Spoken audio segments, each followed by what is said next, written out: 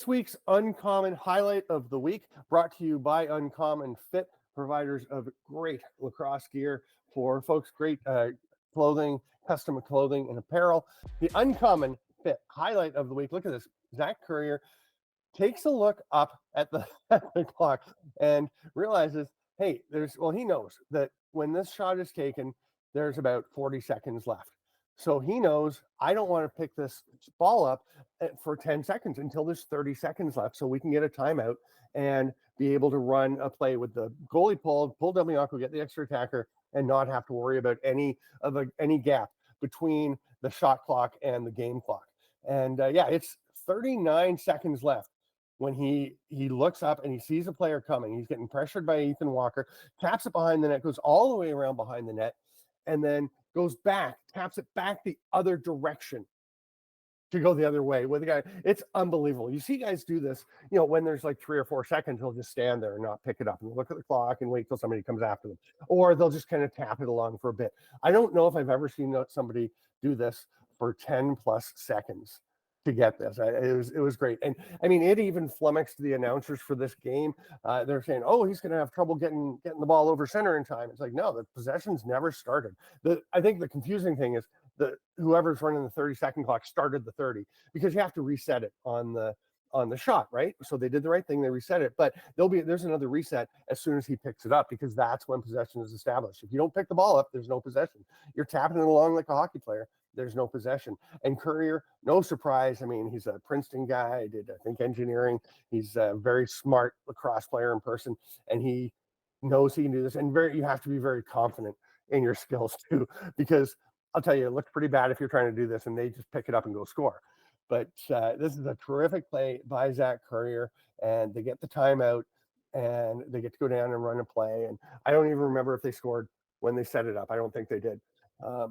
But who cares, right? Because you give them, like we talked about earlier in the show, that gives them the chance to set that up. And you do that a few times and you're going to, the scoring percentage is a bit higher than 20, I think, on 6-on-5 sets, or on 5-on-4 sets if you can get them to do that. So yeah, you're giving your team a 1 in 3 or 4 chance to go and get a goal. Yeah, no, and that was right before, the end of regulation. That's a huge play. 31 Mm-hmm. seconds when he actually picked up the ball. So there was, the 1 second over, Yeah. but they were still able to pull the goalie. And no, as soon as, when you see that, it's like, okay, they didn't score. That's the uncommon highlight. Because if they scored there, that would have been the highlight of the week. Everybody would have been talking Yeah. about how smart Probably. Currier is and wow, look at the way he set his Yeah. team up. But, because they didn't score, me and you were the only ones talking about it with the uncommon highlight. Yeah. The funny thing, as I watched it and he picked it up, I thought, there's like 30 and a half seconds. Why didn't you wait for another second? Because at that point he was wide open. There's nobody near him. I'm like, Zach, what are you doing? I felt like texting his dad and saying, what's he doing picking it up with 1 second left before the 30? But no, it was a good play. And I mean, the thing is, he's done that for 9 or 10 seconds. He's gone around behind, gone back. It's not always easy to see exactly how much time. Now, the thing is, he's running right by. You can see the 30 because, like I said, the 30 is reset because of the shot. So you have a good idea, but he also had to know exactly how much time was on the game clock. And I think he was thinking, get to 20 and we're good. So he picks it up. It was brilliant.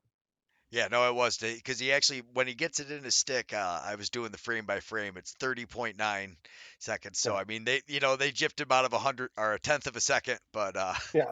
still, it didn't affect the end of it. And actually, Yeah. they didn't really get a great shot, but that has nothing to do with how great of a Yeah. play that was by him. This week's Uncommon Fit jersey is a bit of an homage to a story on IL Indoor this week by Adam Levy about franchise relocation and expansion. He talks about teams moving and changing names and expansion teams that come and go and things. And that is about the NLL, but the same thing does happen in Canadian summer lacrosse. I don't have any like Syracuse Smash jerseys or anything handy. So I am wearing this jersey, Red Oaks. You see it okay?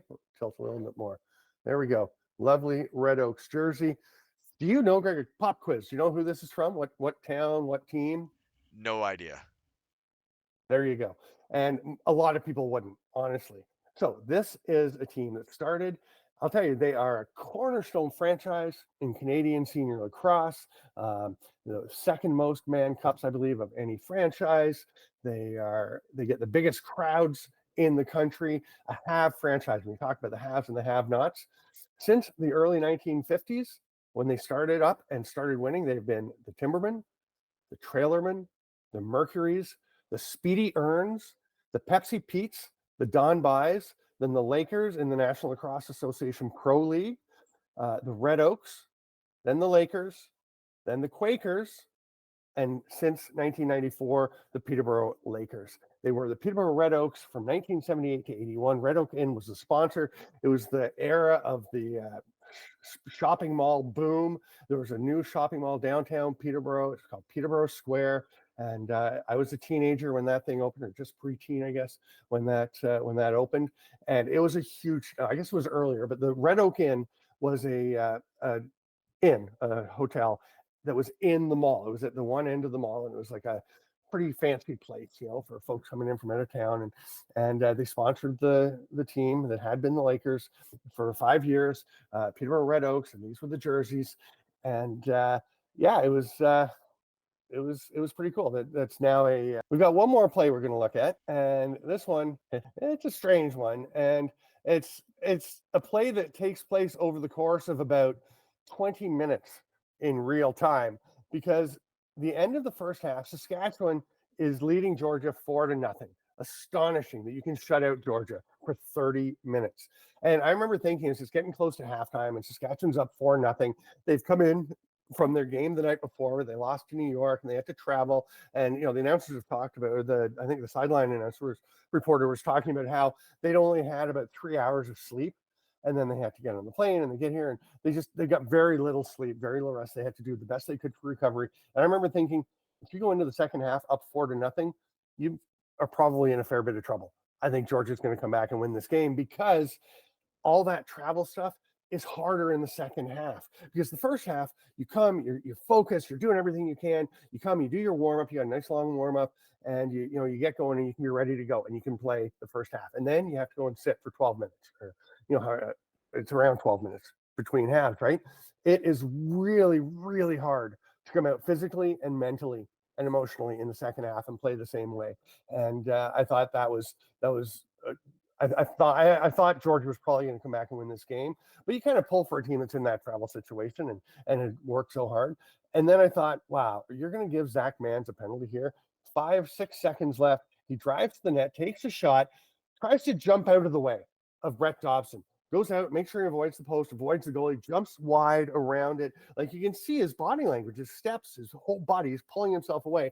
Dobson, who is very adamant about players not coming into his crease, as you know what? I don't blame goalies for protecting their crease. They don't get a lot of area they get to protect.